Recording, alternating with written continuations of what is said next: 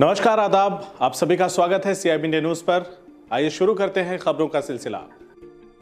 आजमगढ़ जिले के मुबारकपुर से बसपा विधायक शाह आलम गुड्डू जमाली ने जिले के लिए एक बड़ा काम किया है, जिससे पूरे जिले में उनकी चर्चा है।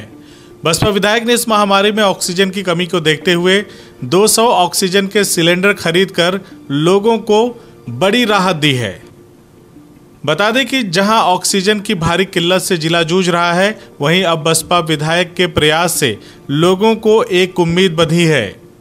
बातचीत में बसपा विधायक ने बताया कि काफी दिनों से सिलेंडर के लिए प्रयासरत थे और 10,62,000 रुपए के 200 ऑक्सीजन सिलेंडर खरीदकर परेशान लोगों को राहत देने का काम किया जा रहा है।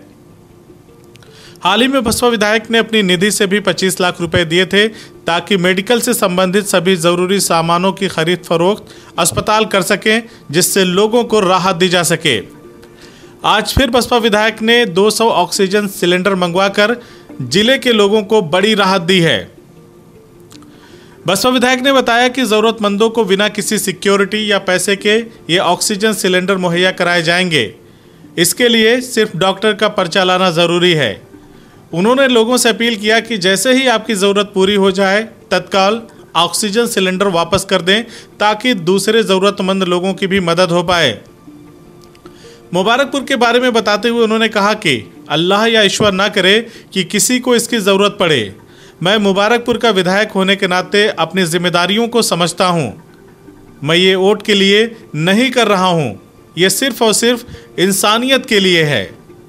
उन्होंने कहा कि हमारे क्षेत्र में भी लोगों को ध्यान रखते हुए कुछ जगहों पर ऑक्सीजन सिलेंडर रखवाए जा रहे हैं ताकि क्षेत्र के ज़रूरतमंद लोगों को मदद मिल सके। आखिर में बसपा विधायक ने कहा कि जो भी सक्षम लोग हैं जिले के, वो आगे आएं और इंसानियत की मदद करें, लोगों की मदद करें। देखिए, ये हम लोगों ने वैसे तो काफ़ी दिनों से हम प्रयासरत थे इस पे, और इस सिलसिले में बहुत जगहों पे मेरी बात हुई थी सिलेंडर के लिए। उसी क्रम में मेरी बॉम्बे में डॉक्टर अलीम से बात हुई थी, जो मेरे साड़ू भी होते हैं, और उनके ज़रिए उनके बड़े भाई डॉक्टर अरशद सिद्दीकी साहब से बात हुई।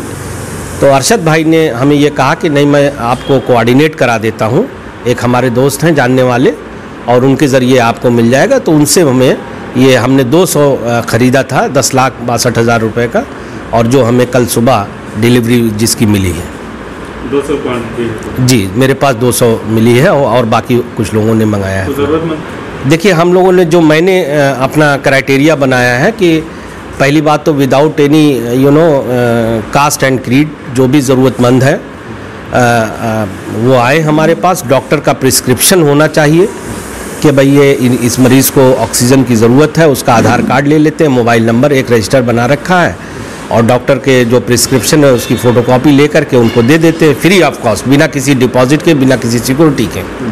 ये ज़रूर उनसे कहते हैं कि जब आपकी ज़रूरत पूरी हो जाए तो या तो सिलेंडर हमें दे दीजिए ताकि हम भरवा के दूसरों के काम में उसको ले आए, या हम आपको बताएंगे किसी और को तो उनको दे दीजिएगा आप। तो कब तक लौटाने का प्रोसेस है? जैसे आज कोई लेके जाता है तो कितने दिनों तक की सहूलत है? नहीं, अब ये तो देखिए, हमने उन्हीं के ऊपर ईमानदारी से अब वो इसको असेस करें।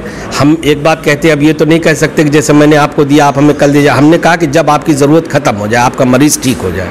मैं ये ज़रूर कहूँगा कि इस वक्त ये सारी चीज़ें भूल करके सारे देश को, सारे लोगों को एकजुट हो जाना चाहिए, और जो सक्षम लोग हैं वो अपने पड़ोस में जिस तरह से भी जिसकी मदद कर सकते हैं, कोई ऑक्सीजन दे सकता है, कोई दवा दे सकता है, कोई उसके साथ 2 कदम चल सकता है, कहीं लेके जा सकता है, वो करना चाहिए। तो ठीक है, प्रॉब्लम बहुत बड़ी है, मगर अगर यूनाइट होकर काम करेंगे तो इंशाअल्लाह ये हल भी हो जाएगी। कोई ऐसी परेशानी की बात नहीं है। Not only to the MLAs, मैं इसको ये आपको वाजे कर दूं, फिर मैं कह रहा हूं, चूँकि मैं MLA हूं। मैंने अक्सर देखा है लोग ऐसे समझते हैं कि सिर्फ MLA की जिम्मेदारी है, MP की जिम्मेदारी नहीं।